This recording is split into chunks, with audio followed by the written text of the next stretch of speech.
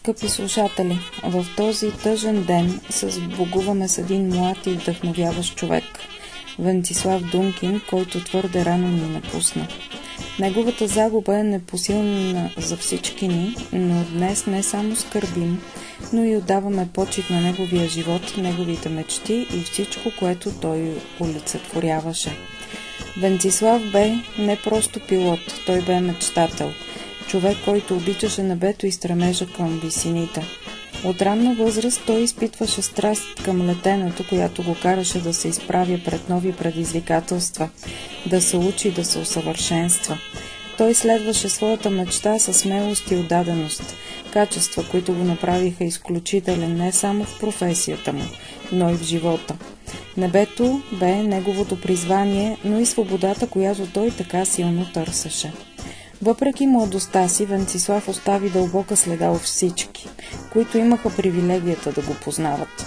Той бе човек с голямо сърце, отворен към другите, винаги готов да помогне. Усмивката му и спокойствието му вдъхваха увереност у приятелите и колегите му. Той знаеше как се справя с трудностите и с лекота се справяше дори и с най-големите предизвикателства. Той бе лидер не по служебен дълг, а по душа. Днес губим един смел и млад човек, но духът му ще продължи да живее в спомените ни. Ще помним усмивката му, смелостта и волята му да преодолява граници.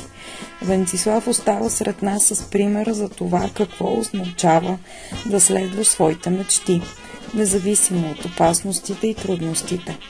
Нека в тези трудни мигове си спомним за неговия ентусиазъм и любов към живота. Нека почерпим сила от примера му и никога да не забравяме колко ценен и крехък е животът. Въпреки болката и загубата, нека продължим да носим светлината му в сърцата си. Почивай в мир, Венци. Небето те приюти, а ние ще те помним с любов и уважение. С Богом! Инициатива Свещичка за Венци. Уведомяваме всички жители на община Разлог, че се организира инициатива Свещичка за Венци.